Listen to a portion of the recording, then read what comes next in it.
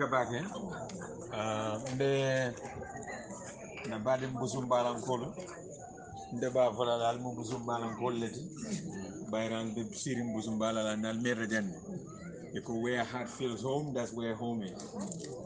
Janne mo aliati ando jamu Busumbala te so ba fola bade Busumbala nkolo ni mo nara ko be Busumbala nkolo le kele gambi ata don la ko man abal be le kelal bari min kummayata menna campaign manager kondonna Mamadou Sabali ala diamo bedara bake kon dandala tarola mabela jang menna honorable councilor abi bangura be bemoto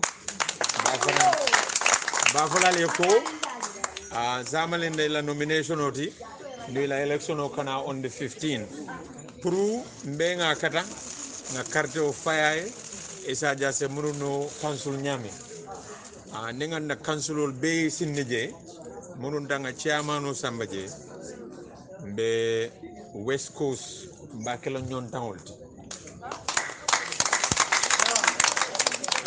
annunga jerta wolla nyanda kelo nyon tangolti. You see, if we create opportunity for all of us, then tribe becomes something that nobody pays attention to it. Because at the end of the day, we are all just one human race. But you see, one of the things we learn if we leave Africa and then we go to the white man's world, they don't see us as tribes. They see us as one black people. And they see us as an inferior race.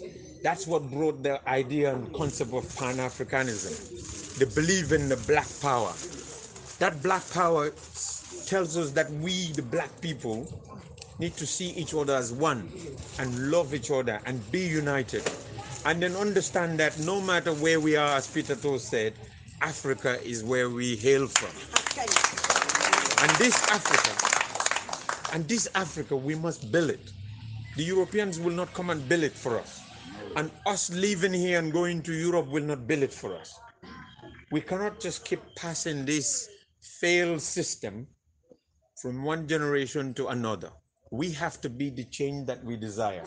And we know what change we need. Because when we get out of our houses, we know the struggles that we have to encounter on a daily basis. Those are the struggles that we want to overcome. So for example, if you get out of here, let's say in the rainy season, you know what you encounter before you get to the main road. You have a muddy road, and then you have a waterlogged. Exactly. So what we want, we all know that we need change to turn this road from sandy road to a concrete paved road. We know that is something we desperately need. Other people are even further down far from the road. Those people is a real big struggle. What we said as a United Democratic Party is to bring development to your doorsteps, to bring opportunity to everybody. And so if we create that opportunity for the youths, we know that our central government has failed us. What we cannot afford is to have a failed central government and a failed local government. That is a disaster. And that is what we have been having in West Coast for the last 5 years. We know that even our rubbish waste is not collected. We have not had any roads constructed in the last 5 years. Brikama Market, Busumbala Market, Lamem Market, some places don't even have a market. It's all happening here. But yet still we are paying taxes. Where is our tax going to? Yes. So when I get there, I want to make sure you all know what happened to every butut that you give to that council. That's the first principle we want. That's our first agenda and first objective. That is accountability and transparency. We fight and eradicate corruption at the council. Once we do that, the next thing, we try to maximize your revenue. So whatever people are paying, we try to make so we get as much revenue as we can. Once we get that, we start the investment. And the investment, it's going to be maybe threefold. First one will be, we are going to invest in the people. This is something that hardly happens in Africa, in fact. When we talk about government investment, when governments want to boast about the investments that they do in this part of our world, they will always say, we constructed that road, we built that school, we did this, we did that. But yet still, exactly.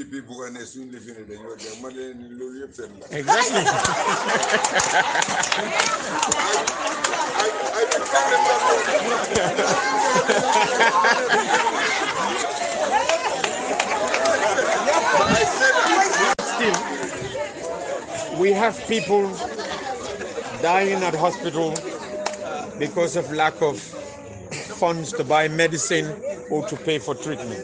We have people going online on social media seeking for assistance, and they are not getting it.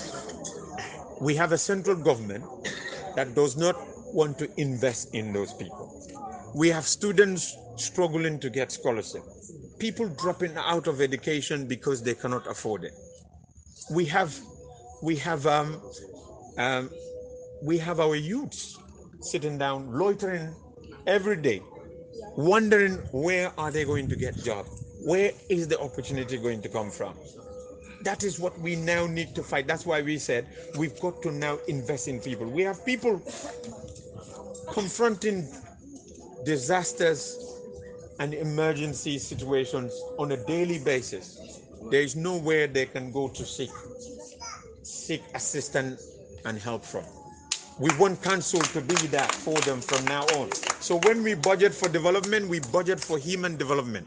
We budget for something that which, when people faces crisis and they faces difficult situations, they can turn to their council for assistance. That is what we want to be able to allocate in every budget that we do at the council. After that, we also invest in infrastructure. You see, if you don't help people to survive, no matter what you build for them, I am telling this because I lived and experienced it in UK. Yes, I'm listening to you. Yes, I lived. I have a problem in my church, and my church never built here. Indeed. Yes, sir. And I will say that after you spend, yes. My church in Busumbala fee. I'm behind you. Okay. Yes. No problem. You see, so the next thing we have to talk about is that of infrastructural development. Yes. But we've got to give priority to investment in people. Because if people don't have anything, no matter what you build for them, a hungry person doesn't know the beauty of a road or a building or anything. He's starving. What he wants is food. You see what I mean? So the other thing we want to do is we need to invest in the infrastructure. So infrastructure such as our roads, markets, you talk about social amenities, they are non-existent in West Coast. Children don't have anywhere to play. Youths don't have any youth centers where they can congregate and have whatever they needed to socialize. Doesn't exist. We need to overcome those challenges. It's not because of the lack of funds. Funds are there, revenue is there.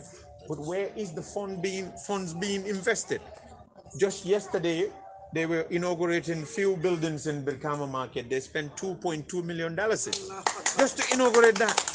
Can you imagine? 700 million in February. COVID-19. And we're 2 million. Where did money go? Exactly. We could have all gotten 1 million, isn't it?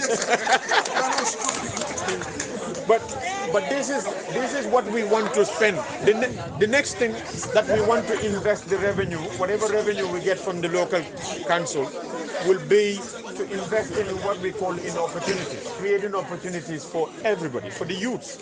There's so much that we can do. As there's a Jamaican singer who called 𝒒𝒊𝒏 Kolonji. He said, "As you see the earth, you know we are blessed. Yet we desert looking for happiness."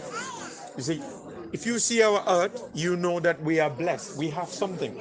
We might not have minerals that we can process and then get steel out of, or some minerals or other stuff, but we have the earth.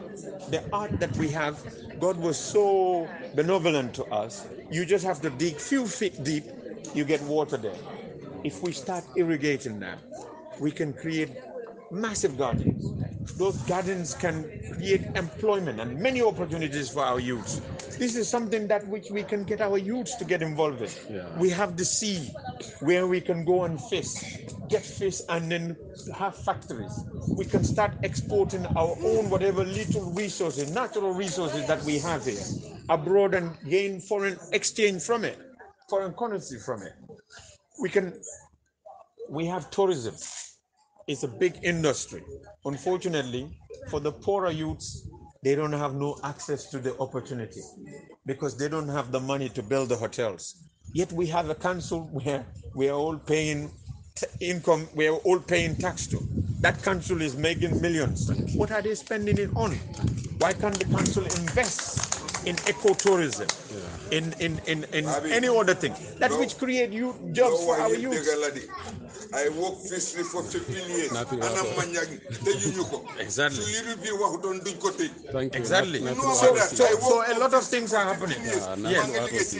So what I know we're short of time, so I'm going to try and wrap it here. So what I want to say, if you hear everything that I'm saying, I didn't mention anything about tribe. Because that opportunity doesn't come for one tribe. It comes for all of us. We all benefit from it. But when the hardship comes, my brother, the campaign manager, talked about the high prices that we have of basic commodities in the market. If we get there, do they say this price is for the Mandinka, Wolof, or Manjako or this? No, it doesn't. We all pay the same price. The hardship is affecting all of us. And one thing I want you all to know, MPP has the same tribes that the UDP has. They're sitting there telling you UDP is of this tribe, but what tribe are they? We are all of the same tribe. We are all Gambians. So I want to thank you all. It's a pleasure being here with all of you.